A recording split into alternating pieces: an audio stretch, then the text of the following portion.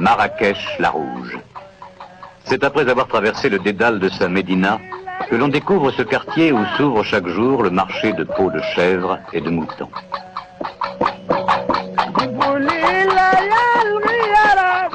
Tout autour du marché s'échelonnent les boutiques de marchands de drogue, de fuseaux et de tout produit servant à la sorcellerie. Ce voisinage s'explique par la relation qui existe entre la sorcellerie et la peau, celle-ci étant utilisée dans les rites magiques. À l'entrée du marché, les paysans proposent à la criée les peaux provenant de leurs troupeaux.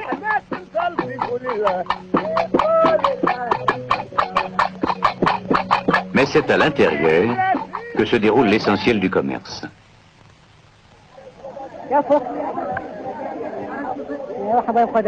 Les peaux fraîches sont remplies des matières fécales de l'animal, afin qu'elles continuent à se nourrir, car à ce stade, elles sont encore considérées comme vivantes.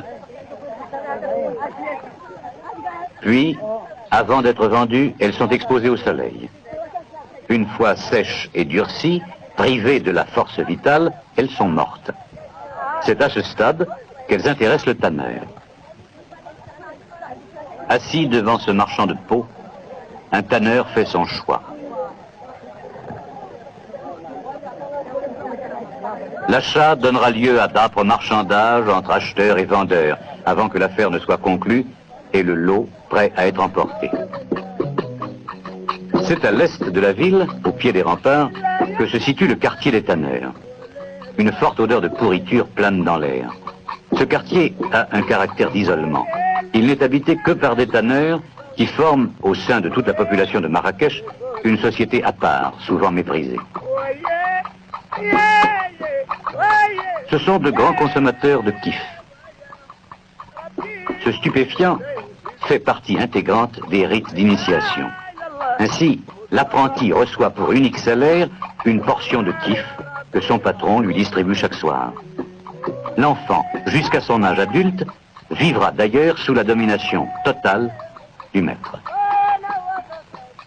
Ayant survécu aux péripéties du temps, une légende connue de tous les tanneurs explique leur existence en ce monde. Jadis, toute la terre était peuplée de démons, dont une grande partie vivait sous l'autorité d'un roi noir, nommé Seydina Suleiman. Un jour, le roi s'aperçut qu'une des tribus ne respectait plus ses ordres. Il les condamna à tanner d'innombrables peaux de bœuf, les vouant du coup au dur métier de tanneur. Depuis lors, les tanneurs se considèrent comme des êtres damnés. Si les démons n'existent plus sur Terre, leur présence invisible est attestée. Chaque lieu de la tannerie possède un génie particulier. À l'ensemble des opérations matérielles de tannage se superposent des éléments invisibles. Chaque geste du tanneur se double d'une signification magique. La première opération a lieu dans ces fosses de chaux de forme rectangulaire qui symbolisent le feu purificateur. La deuxième se passe dans ces fosses rondes où la peau, après sa naissance, reçoit son âme végétative, se nourrit pour la première fois de son de blé et se prépare à ce qui est appelé dans le langage des tanneurs l'ascension. Cette troisième et dernière étape se déroule dans des ateliers où la lumière ne pénètre jamais. L'ensemble des opérations dure environ 20 jours.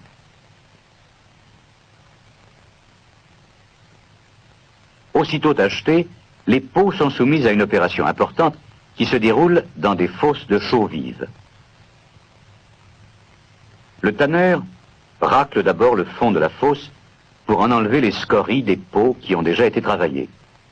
C'est le moment où les peaux vont être mises en contact avec le premier élément, le feu invisible, et par conséquent avec le génie qui habite cette partie de la tannerie. Une fois raclée et nettoyée, la fosse est remplie d'eau et de chaux vive. De ce mélange se forme l'élément purificateur. Pieds nus dans la fosse et sans craindre la brûlure de la chaux, le tanneur agite le mélange pour lui donner une homogénéité parfaite. À leur arrivée dans la tannerie, les peaux étaient considérées comme mortes.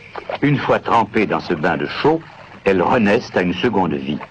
Les tanneurs pensent que durant son séjour dans cette fosse, la peau visite le nombril du monde, dont le symbole est le ventre maternel.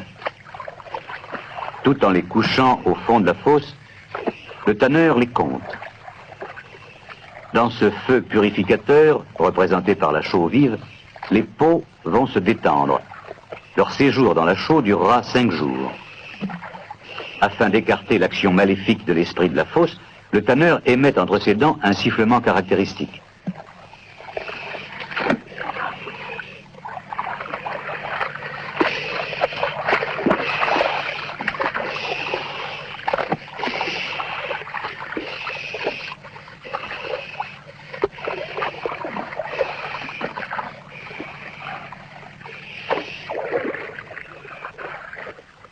Après avoir séjourné dans le feu et visité le nombril du monde, les peaux sont retirées une à une et couchées sur le bord de la fosse qui porte le nom de jardin.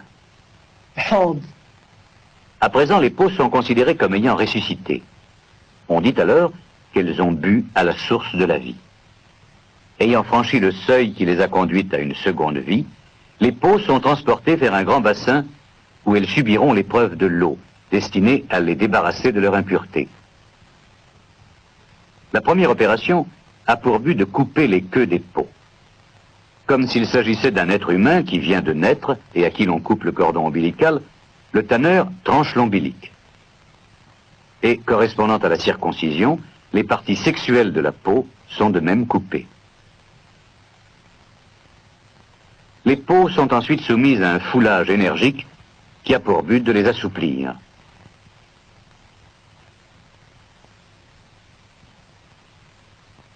Par cette opération, elles entrent en contact avec le génie de la fosse. Jadis, le foulage n'était pratiqué que par les tanneurs les plus vénérés, car ce piétinement est aussi une danse rituelle qui procure l'extase et au cours de laquelle les tanneurs sont possédés par les esprits.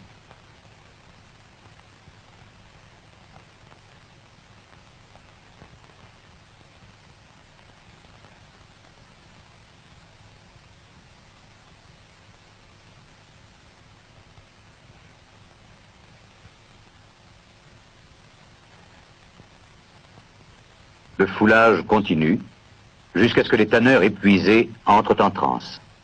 Alors les peaux deviennent obéissantes. Elles se détendent et perdent leur dureté. Elles seront encore lavées une dernière fois dans une eau renouvelée provenant du puits sacré de l'ancêtre fondateur.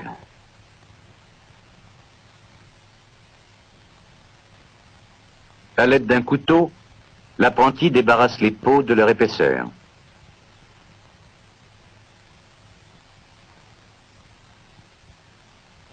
Les voici prêtes à affronter le deuxième élément de la tannerie, qui donne lieu à une série d'opérations dont la première se déroule dans cette fosse grouillante de verre et remplie de fientes de pigeons diluées dans l'eau, le tout constituant un mélange très corrosif.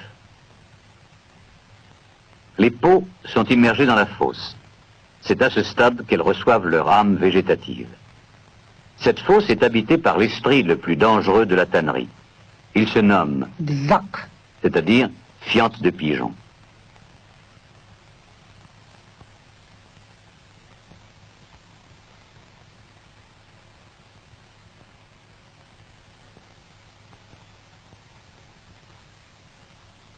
Le lendemain, aidé de son apprenti, le tanneur prépare dans une nouvelle fosse un mélange de son de blé et d'eau.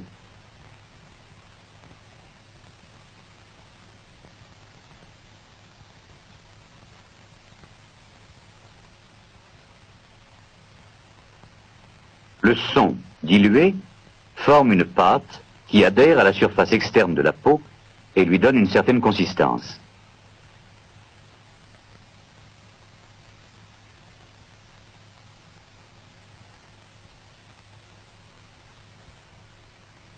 C'est dans ce mélange que les peaux, après avoir reçu leur âme végétative, se nourrissent pour la première fois. Leur séjour dans cette fosse doit durer 5 jours. On dit alors que les peaux, tels des animaux vivant dans un pâturage, paissent au fond de la fosse.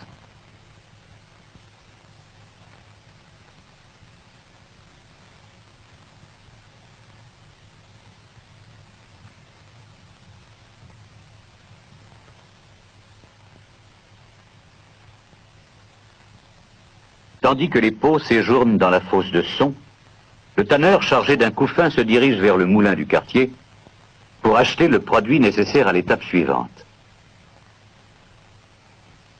Ce produit est à base de pignons de pin d'Alep qui poussent dans le sud du Maroc. Ce fruit porte le nom de takout. Ce nom s'applique aussi aux génies qui habitent en ce lieu.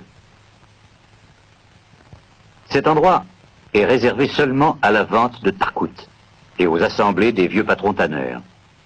Les apprentis et les ouvriers qui ne sont pas totalement initiés n'ont pas le droit de franchir le seuil de ce lieu. Ils sont exclus des assemblées. Non loin de cette aire de takout se trouve le moulin archaïque. La poutre, appelée Maïmouna, du nom du génie femelle qui hante le moulin, s'encastre dans un pilier autour duquel tourne une meule de pierre.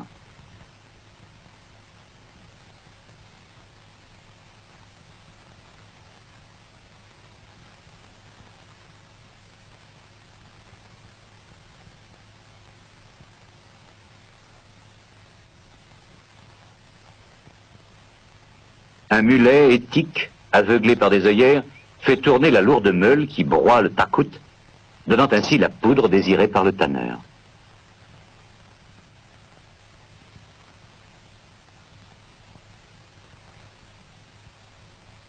Pendant que le tanneur est allé chercher du takout frais, le potier vient reprendre celui qui a déjà servi au tannage. Ce takout, dit ancien, est utilisé par le potier comme combustible. C'est là l'un des liens d'ordre technique qui rapproche tanneur et potier. Outre les liens de parenté qui existent entre les membres de ces deux corporations, tanneurs et potiers sont originaires de 2 tribus limitrophes dans le sud du Maroc. Jusqu'à ce stade, les peaux de mouton et les peaux de chèvre ont subi ensemble les mêmes opérations. À présent, elles vont se séparer au cours de cette étape qui constitue le tannage proprement dit. Les peaux de chèvre sont tannées dans du takout qui n'a pas encore servi. Cette opération s'appelle Tagouri. Tagouri est la dernière opération qui a pour siège la fosse. C'est à ce stade que la peau de chèvre, après avoir reçu son âme végétative, Roh. reçoit sa seconde âme, l'âme subtile. Nefs. En sortant les peaux de leur fosse, le tanneur les essore, les plie en leur donnant une forme particulière qu'il compare à la gousse d'ail. Les peaux de mouton, elles, sont tannées dans du takout qui a servi au tannage des peaux de chèvre. Cette opération porte le nom de Afdli.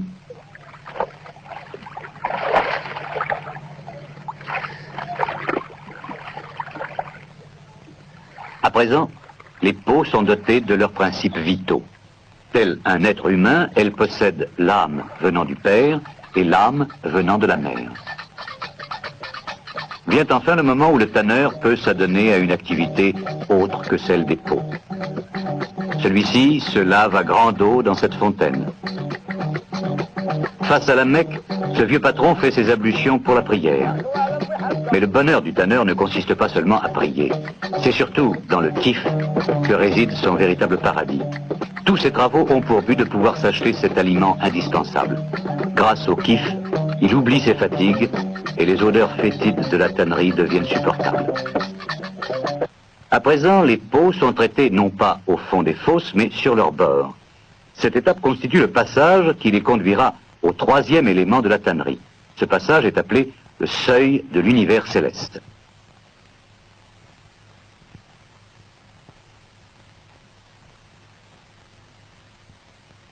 À l'aide d'un couteau, les peaux sont ouvertes d'abord du centre de l'abdomen jusqu'au bas du ventre, puis de la gorge au centre de l'abdomen.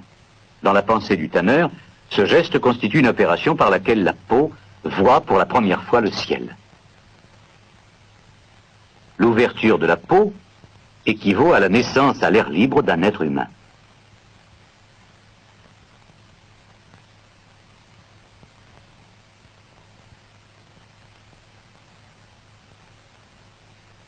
L'étape suivante, appelée Azgi.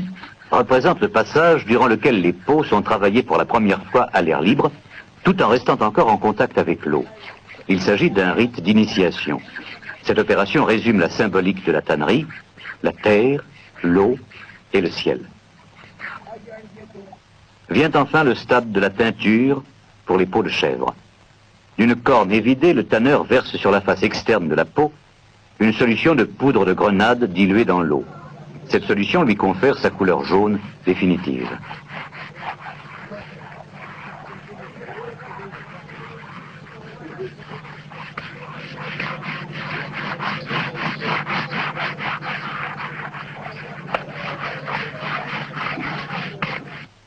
Une onction d'huile d'olive donne à la peau son lustré.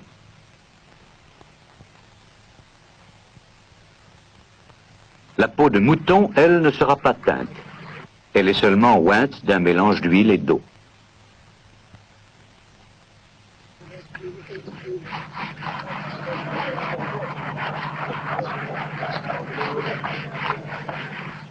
Après avoir subi cette épreuve de l'initiation, les peaux sont considérées comme parées et décorées.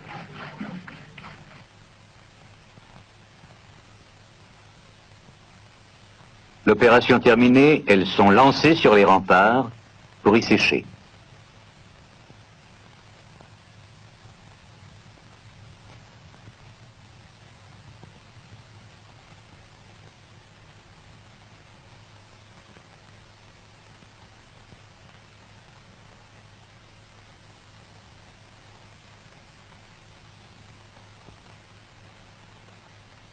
Ce séchage les expose aux rayons ardents du soleil.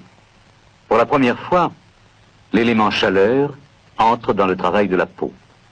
Ceci constitue le premier pas de leur ascension, dont l'essentiel va se dérouler dans les ateliers.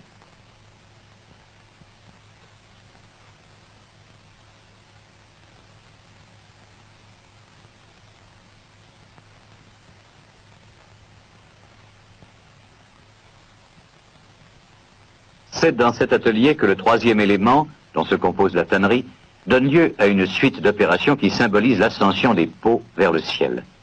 Cet élément final est appelé l'esprit de fer, راس الحديد.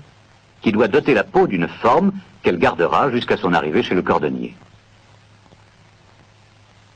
Cet instrument en fer, sorte de cursoir que le tanneur affûte sur une pierre, sert à racler le côté interne de la peau.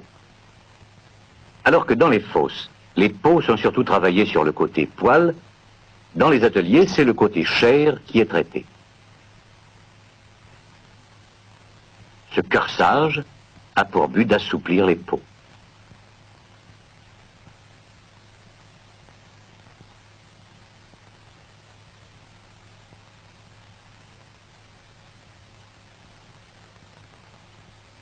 Après avoir raclé les peaux de mouton ou peau blanche, le tanneur fait de même pour les peaux de chèvre ou peau jaune.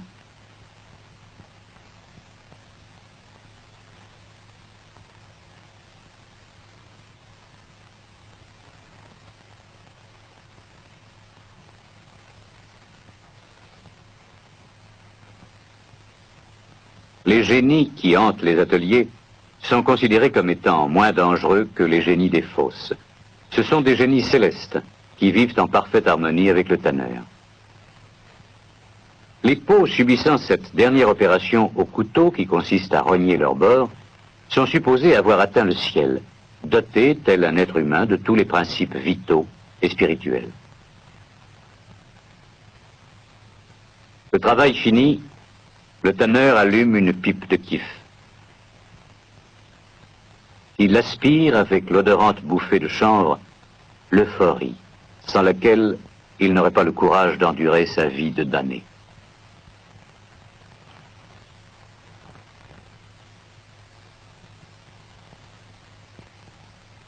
La vente des peaux par les tanneurs se fait généralement à la criée. Le crieur public sert d'intermédiaire entre le tanneur et l'acheteur, qui est essentiellement le cordonnier. La peau circule de main en main, et c'est au plus offrant qu'elle échoit. Le tanneur ne tire pas un gros bénéfice de la vente des peaux. Ce qui le soutient dans cette extrême pauvreté, c'est la force d'une tradition très ancienne, riche de poésie, qui l'accompagne à chaque moment de sa dure vie. À l'aube de cette ère nouvelle où les structures anciennes laissent place de plus en plus aux nouvelles aspirations de la jeunesse, demain, peut-être, le monde des tanneurs ne sera plus qu'un conte. À l'instar de celui du grand ancêtre fondateur, le roi noir, Seydina Suleiman.